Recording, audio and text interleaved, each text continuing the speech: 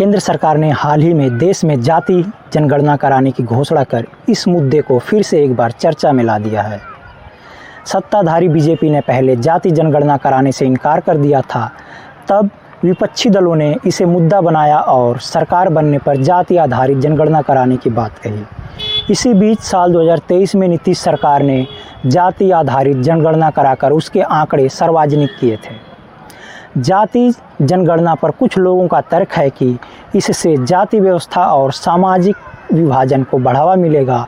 वहीं कुछ लोगों का मानना है कि यह आंकड़ा सामाजिक गतिशीलता की बेहतर समझ पाने में योगदान कर सकता है, जिससे विभिन्न जाति समूहों को समझकर सामाजिक असमानता को दूर करने और हाशिए पर पहुंच चुके समुदायों के उत्थान के लिए लक्षित नीतियां बनाई जा सकती हैं।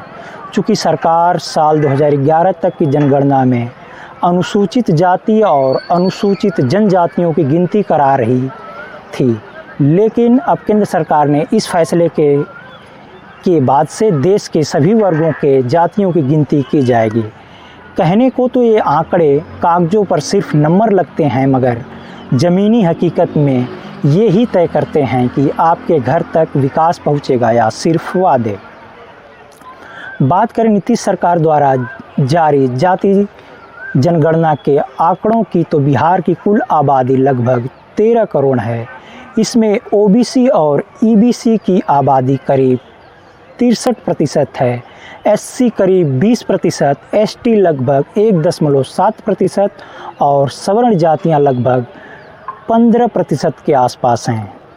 अब सवाल ये है कि ओबीसी और ईबीसी की इतनी बड़ी आबादी के लिए ये आंकड़े क्या मायने रखते हैं।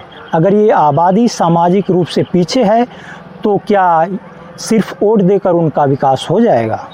नीतीश सरकार द्वारा कराए गए जाति जनगणना से जाति व्यवस्था को कितना बल मिला, ये इस साल के विधानसभा चुनाव में देखने को मिल सकता है या नहीं, ये तो वक्त बताएगा। लेकिन जिन लोगों का ये मानना है कि सामाजिक असमानता को दूर करने और हाशिए पर पहुंच चुके समुदायों के उत्थान के लिए लक्षित नीतियां बनाई जाएंगी, तो अब आप सोचिए नीतीश सरकार ने इन आंकड़ों का योजनाएं बनाने के लिए कितना उपयोग किया है।